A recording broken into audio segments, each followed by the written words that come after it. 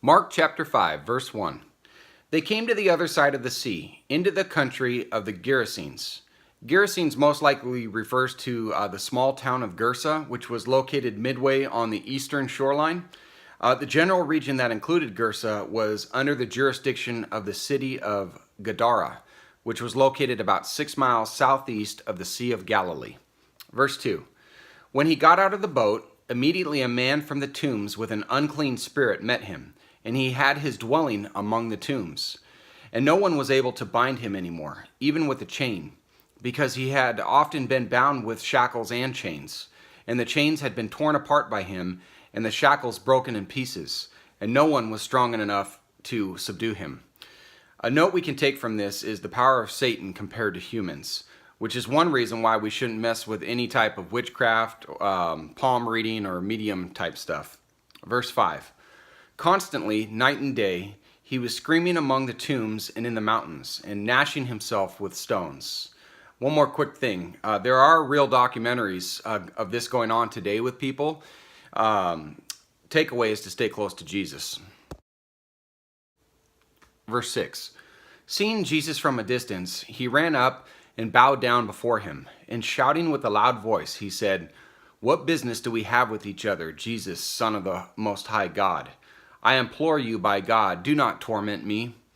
If demonic spirits don't have a body to possess, they can't fulfill their evil lusts, and it's torturous for them. Verse 8. For he had been saying to him, "Come out of the man, you unclean spirit." And he was asking him, "What is your name?" And he said to him, "My name is Legion, for we are many." And he began to implore him earnestly not to send them out of the country. Kind of interesting there. Verse 11. Now there was a large herd of swine feeding nearby on the mountain. Verse 12. The demons implored him, saying, "Send us into the swine so that we may enter them." Jesus gave them permission, and coming out, the unclean spirits entered the swine, and the herd rushed down the steep bank into the sea, about 2,000 of them, and they were drowned in the sea. Their herdsmen ran away and reported it in the city and in the country, and the people came to see what it was that had happened.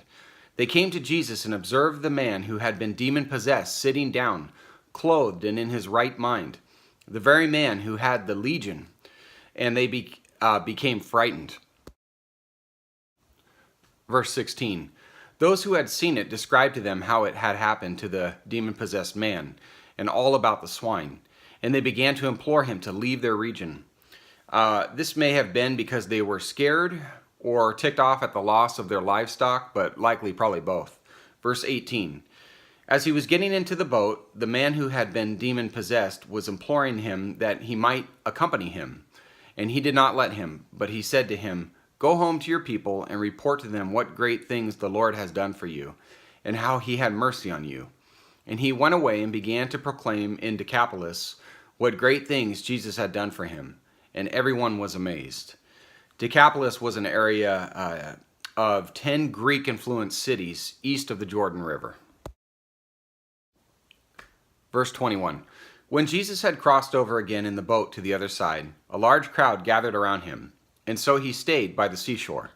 One of the synagogue officials named Jairus came up, and on seeing him, fell at his feet and implored him earnestly, saying, "My little daughter is at the point of death. Please come and lay your hands on her, so that she will get well and live." And he went off with him, and a large crowd was following him and pressing in on him.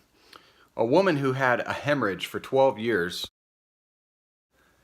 and had endured much at the hands of many physicians, and had spent all that she had, and was not helped at all, but rather had grown worse, after hearing about Jesus, she came up in the crowd behind him and touched his cloak. For she thought, "If I just touch his garments, I will get well." Immediately the flow of her blood was dried up, and she felt in her body that she was healed of her affliction. Immediately Jesus, perceiving in himself that the power proceeding from him had gone forth, turned around in the crowd and said, "Who touched my garments?" And his disciples said to him, "You see the crowd pressing in on you, and you say, 'Who touched me?'" And he looked around to see the woman who had done this.